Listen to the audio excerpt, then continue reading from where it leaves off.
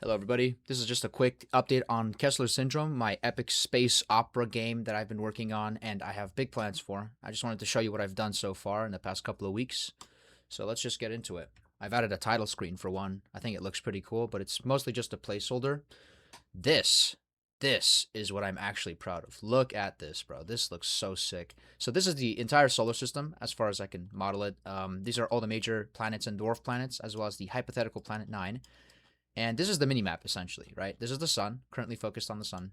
Yes, there's a little bit of a glitch with the glare, but otherwise, I think it looks pretty good, and it shrinks according to distance from the sun.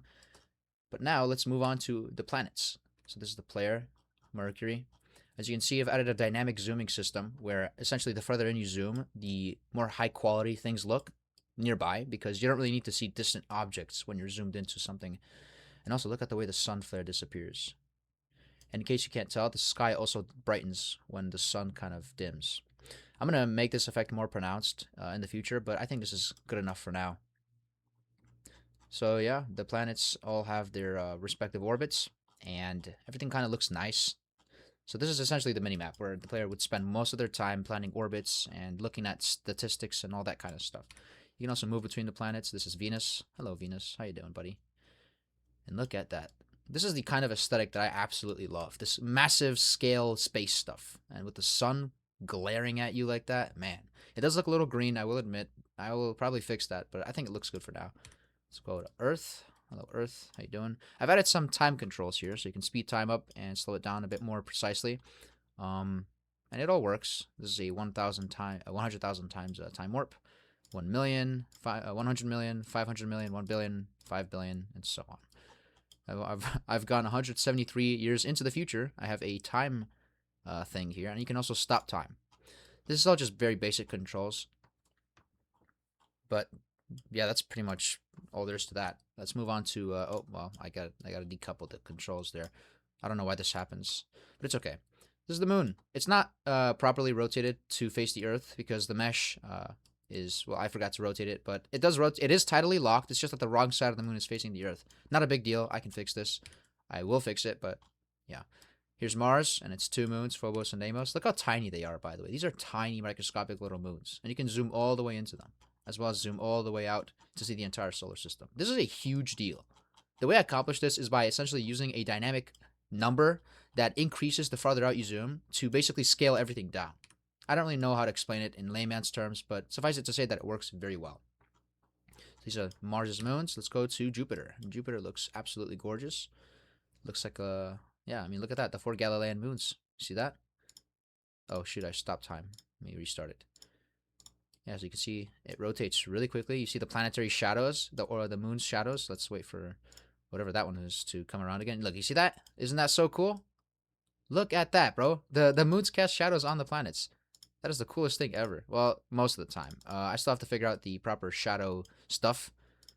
Oh, wait, it moved around again. Okay, ready? Look at that. That is so sick. Oh, there's two. There's two of them. Ganymede and Io. That's so sick. That is the coolest thing ever, dude. That looks so cool. Wow. That is the coolest thing ever. It looks like this moon and Jupiter's rotation are kind of synchronized because its shadow is moving at the same speed as its rotation.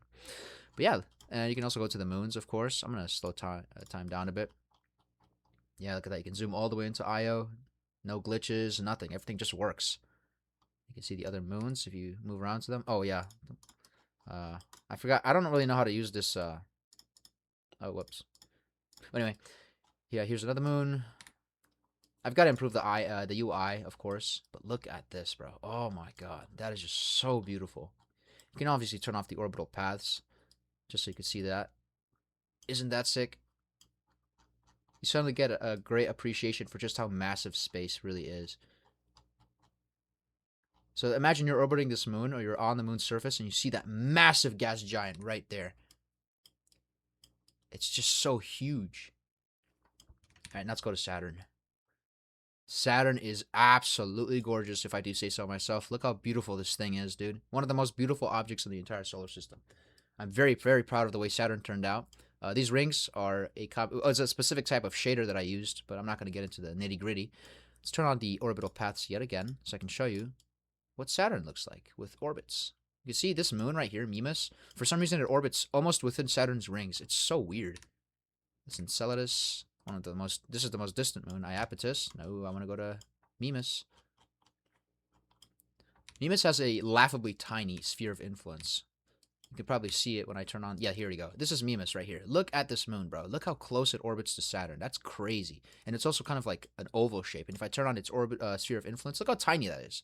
What this essentially means is that you, as the player, would have to get within this white bubble in order to actually feel the gravity of this moon and have it affect your trajectory. That's how tiny it is. And it's also because it's super close to Saturn.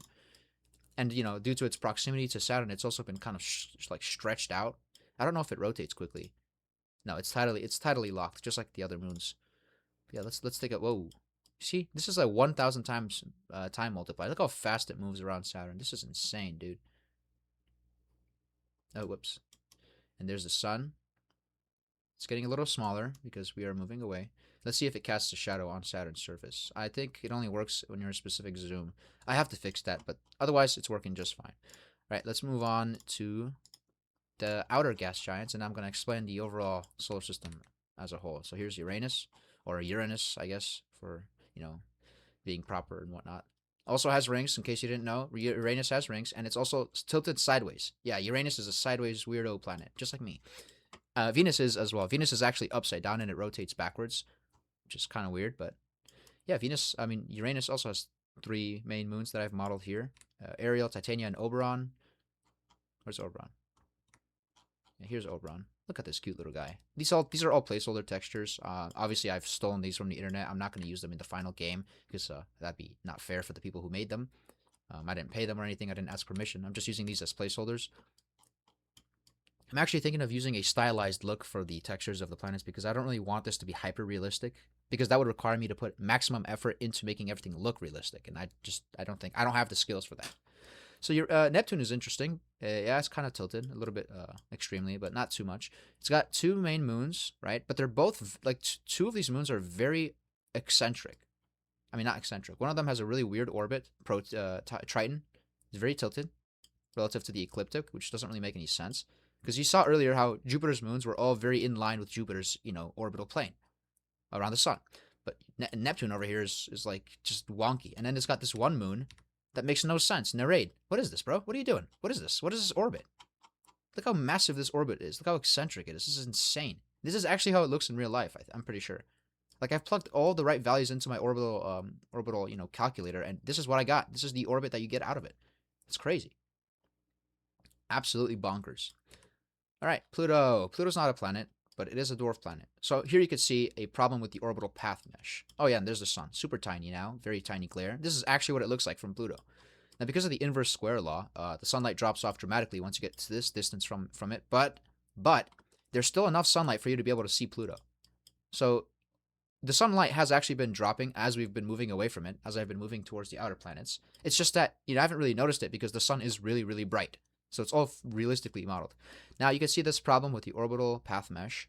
This will be fixed. It's because I am essentially scaling up the mesh so much that the positions of every vertex are essentially losing precision, and you can see floating point jitter. That's, in layman's terms, it's just too big. I have to make it smaller and I have to divide it into pieces. It's an easy fix. I'll implement it later. It's not really that important at the moment because you won't really be spending much time in the outer planets anyway. Most of it will happen in the terrestrial planets, the inner 4, you know, Mercury, Venus, Earth, and Mars, and possibly Jupiter and Saturn, because they are very interesting with a lot of moons. But there are quite a few dwarf planets. Here is Ceres, no, this is Eris. Eris's orbit is very weird. As you can see, it orbits very, very erratically. So these planets right here, these are the main planets right here. Right? Neptune, this is the solar system we know and love. You know, this is everything right here. All the Earth stuff, Jupiter, everything is within this nice, neat, flat little disk. But then we've got the, you know, erratic, eccentric dwarf planets. Eris, Haumea, Makemake, Ceres, which is inside the asteroid belt, actually. Ceres is right there. You can see it. I'll show that in a second. And then we got Planet 9. There's a common theme with the outer planets, or the outer dwarf planets, and it's that they don't really orbit along the ecliptic. Because they are Kuiper belt objects, technically. They're very far out from the sun, and they're just, you know, they also haven't cleared their orbital paths, which is why they're not planets. It means that there's a lot of asteroids in their orbital paths. So here's, what is this thing? Makemake? Yep. Another weird orbital path here. Here's Ceres, very close to the sun, between, I think, Mars and Jupiter. Yeah, I was right. Jupiter, Mars, and then there's Ceres. Also eccentric and quite tilted. Look at Ceres. I stole this texture. Obviously, this is probably not even what Ceres looks like. Then let's go to the furthest planet. No, this is not. This is Eris. Haumea. Okay. This is the farthest planet. It's a black ball. Why is it a black ball? Everything else was super bright. Well, because this thing is so far from the sun that the inverse square law, inverse square law really starts taking effect here. And essentially, basically, no sunlight reaches this thing. That's why the sun looks like another star in the sky. It looks so tiny. It's still pretty big. You can still tell where it is. And that's, I did that on purpose so you could see, where the sun is. But otherwise, it's so far away that there's barely any light reaching this thing. This is the final boss. This is where the final goal of the game will take place. It's where all the final primary objectives will be. And I think that's pretty cool. I like the idea of having a Planet 9 in the game, especially having it be so far out from the sun. Now, because Planet 9's orbital period is super huge, it takes like, what, 20,000 years or 10,000 years to make a full orbit or something like that. I'm not going to have, I'm going to put its position maybe there somewhere so that the player will have to work really hard to be able to get there. Because to get to Planet 9, you will have to travel for a really long time on a continuous acceleration profile. You'll have to continuously thrust and then, do a flip and burn.